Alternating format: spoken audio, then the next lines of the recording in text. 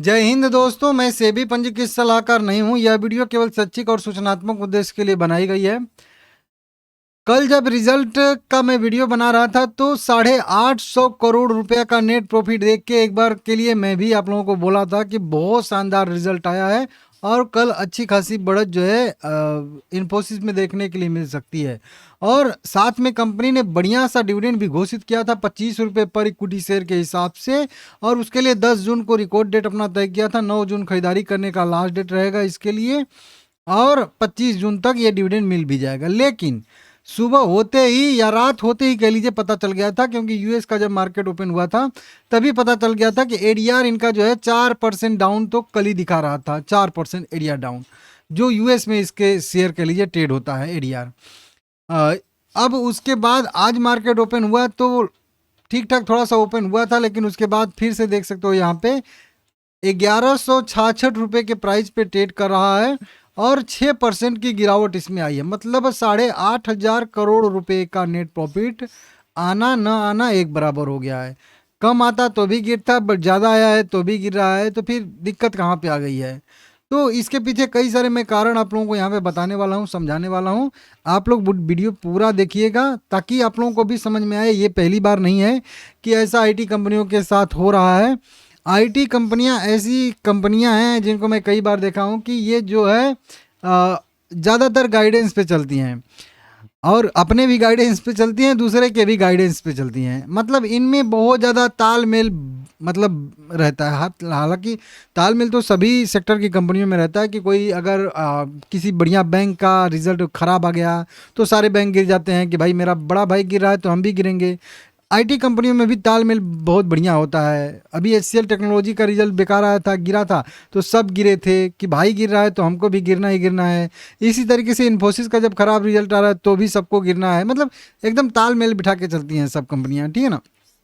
आगे ग्रोथ की उम्मीद, देखिए मार्केट को ग्रोथ पसंद है, बस एक ही ये वर्ड आप लोग याद रखिएगा। बस आपको वो शेयर चुनना है जो आगे चल के ग्रोथ करे। प्रॉफिटेबल कंपनी तो आपको बहुत सारी मिल जाएंगी भाई। 4 इंडिकेटर, 4 जो है यहाँ पे लगाओगे जो भी है, ठीक है ना, क्राइटेरिया और उसकी क्वेरी जो कहते हैं, उसके बाद बहुत सारी बढ़िया बढ़िया कंपनी आपको दिख जाएंगी जो कंटिन्यू उनका नेट प्रॉफिट धीरे धीरे बढ़ता है। फंडामेंटल एनालिसिस में यही सिखाया जाता है ना कि जिस कंपनी का लगातार नेट प्रॉफिट बढ़ता जा रहा हो, लगातार आरओसी बढ़िया हो, आरओई बढ़िया हो, पी रेशियो अच्छा हो, उस कंपनी को खरीदना चाहिए। ये सब बकवास हो जाता है उस समय जब आप जो है थोड़े से अच्छे से मार्केट को समझना शुरू कर देते हो।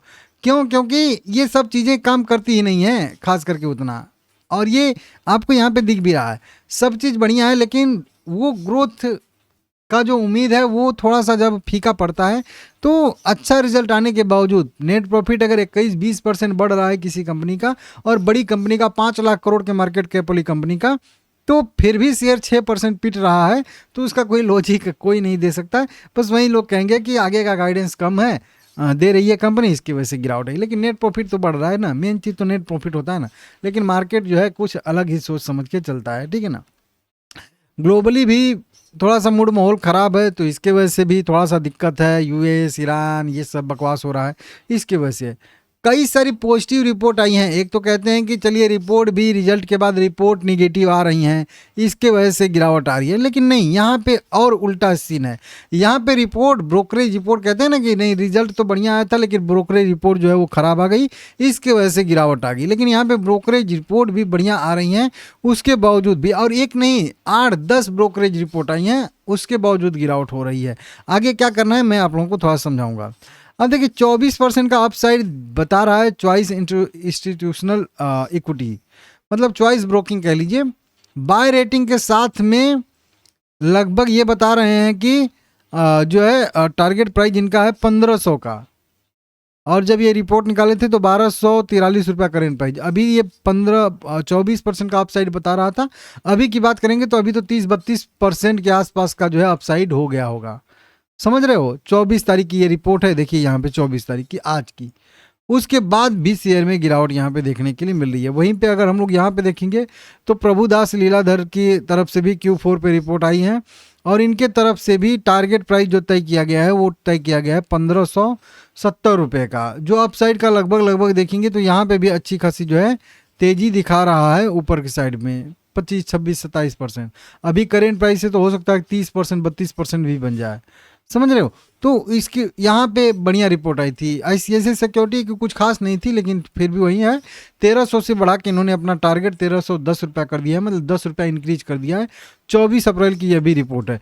उसके बाद अगर आप लोग देखोगे तो और भी कई सारी, जैसे यहाँ पे देखेंगे आप लोग, नुआमा उआमा की रिपोर्ट है, देखिए नोमुरा की रिपोर्ट है, नुआमा की रिपोर्ट, कई सारी रिपोर्ट और भी निकल के सामने आई हैं जो कि पॉजिटिव है, जो कि अगर आप लोग कहो तो मैं यहाँ पे दिखा दूँ आप लोगों को सब एक ही साथ, सारी की सारी ब्रोकरेज रिपोर्ट, झंझट ही खत्म हो जाए। यहाँ पे देखिए बोफा की बात करेंगे जो विदेशी है, वो यहाँ पे बाय रेटिंग 1570 रुपये।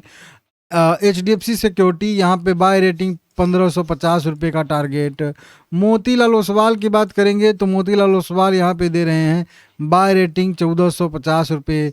कोटक सिक्योरिटी बाय रेटिंग 1440 रुपये का टारगेट। वहीं पे नीचे की साइड में देखेंगे तो मॉर्गन स्टैनली दे रहा है ग्लोबली यहाँ पे 1380 रुपये का। जेफरीज जो है वो जो है इंटरनेशनल ब्रोकर दे रहा है यहाँ पे 1235 रुपये का, विदेशी कह लीजिए। उसके बाद नीचे के साइड में देखेंगे तो हमारे यहाँ पे आ जाएंगे प्रभुदास लीलाधर, अभी बता रहा हूँ यहाँ पे 1900 ये तो बता रहा है। एक्सिस डायरेक्ट का बता रहा है यहाँ पे 1820।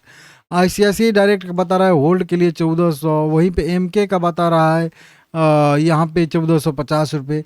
मतलब समझ रहे हो ये कितनी बड़ी बड़ी ब्रोकरेज रिपोर्ट निकल कर सामने आ रही है। नोमुरा की बात करेंगे बाय रेटिंग 1900। HSBC की बता रहा बाय रेटिंग 1870।